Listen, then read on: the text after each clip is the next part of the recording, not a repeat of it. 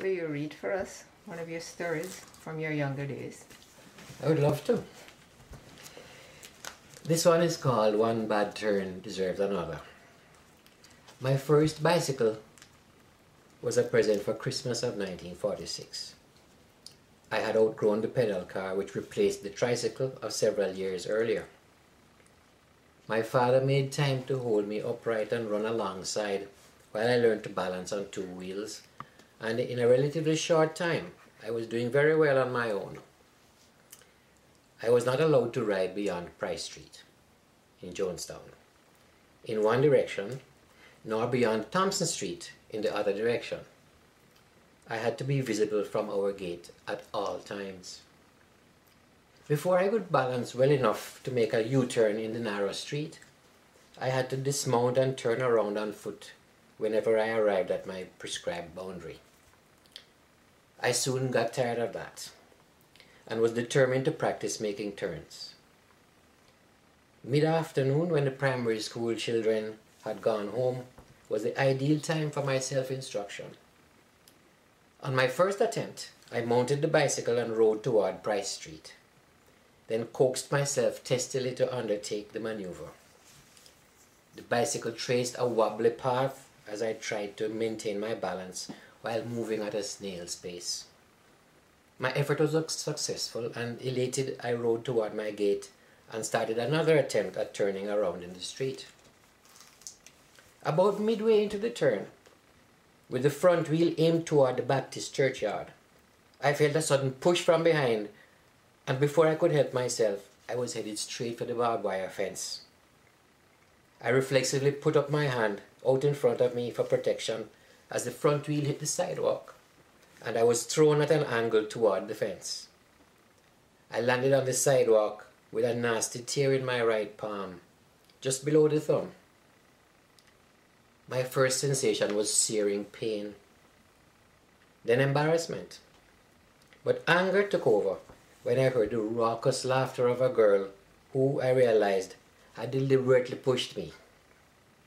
As soon as she noticed the blood oozing from my hand, she dashed off in the direction of Thompson Street. Someone rushed me inside my house, where the cut, which should probably have been stitched, was doctored and bandaged. Several weeks passed, during which I neither saw nor heard of the girl who I was convinced had intended to kill or maim me, at least. My hand was healed. Some bruises on my bony knees were barely visible, and my confidence had been restored. I continued to practice making turns on the bicycle until I could do it in tighter and tighter circles.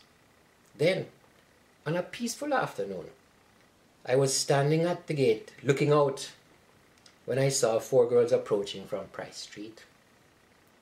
I recognized one of them as my assailant, and as soon as our eyes met, she burst into the same raucous laughter which had haunted me for weeks. She gleefully told her companions of the incident, and I could feel the anger rising up in me.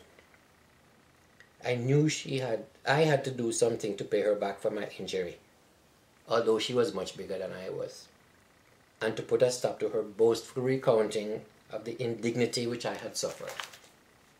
In a flash, I raced to the backyard, grabbed the bicycle, and rushed into the street. The girls had not gone far. They were still scoffing at my misfortune when one of them noticed me heading toward them. "Ima, come!"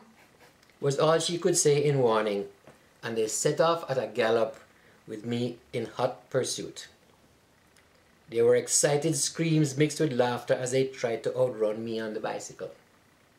With head down over the handlebars and butt suspended above the seat, I cranked the pedals for all I was worth. The fleeing quartet glanced anxiously over their shoulders frequently to see if I was gaining on them, bumping into one another as they ran. I threw caution to the wind and charged into a tangle of legs. With screams and curses, they fell into a single heap with me and the bicycle on top of them. I then climbed down from the heap, pulling the bicycle after me. The girls scrambled to their feet and, crying as they went, ran as fast as they could toward Thompson Street and out of sight. After straightening the handle of the bicycle, I remounted and headed home. Thank you. I hope they have forgiven you after all this time, that bad behavior. I hope so too.